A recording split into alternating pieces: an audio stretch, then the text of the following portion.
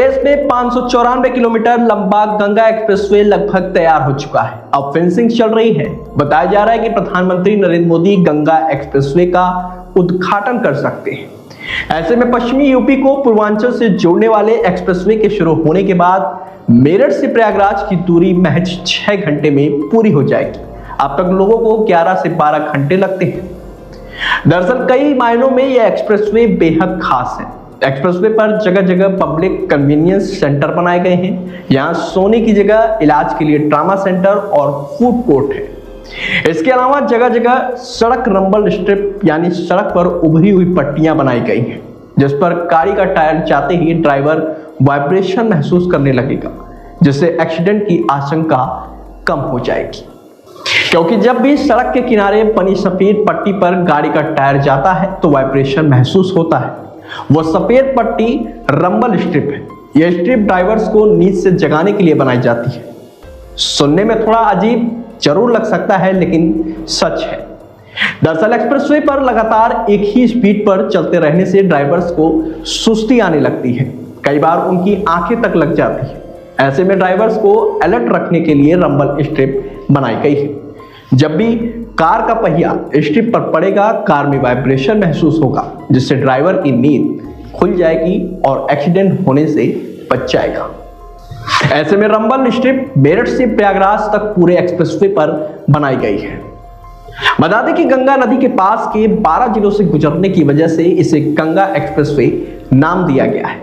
मेरठ से करीब 7 किलोमीटर दूर हापुड़ बॉर्डर पर बसे बिजौली गांव से इसकी शुरुआत होती है। मेरठ को हरिद्वार, सहारनपुर, बुलंदशहर जैसे शहरों से जोड़ने वाला नेशनल हाईवे 334 भी यहां से गुजरता है। एक्सप्रेसवे पर फ्यूल स्टेशन बन गए हैं। गाड़ियों की रफ्तार देखने के लिए स्पीडोमीटर भी एक्टिव कर दिए गए हैं।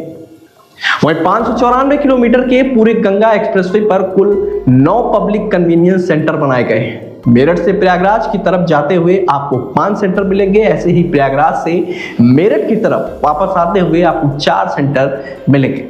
हर 75 किलोमीटर पर आपको पेट्रोल पंप मिल जाएंगे, जहां आपको फूड प्लाजा, कैफेटेरिया, आराम करने के लिए होटल और किसी इमरजेंसी के लिए ट्रामा सेंटर भी उपलब्ध रहेगा। वहीं यह यूपी का पहला ऐसा एक्सप्रेसवे है जहां आम जनता के लिए सड़क खुलने से पहले ही फ्यूल स्टेशन चालू कर दिए गए। सभी पेट्रोल पंप भारत पेट्रोलियम यानी बीपीसीएल के कोको मॉडल पर चलाए जा रहे हैं।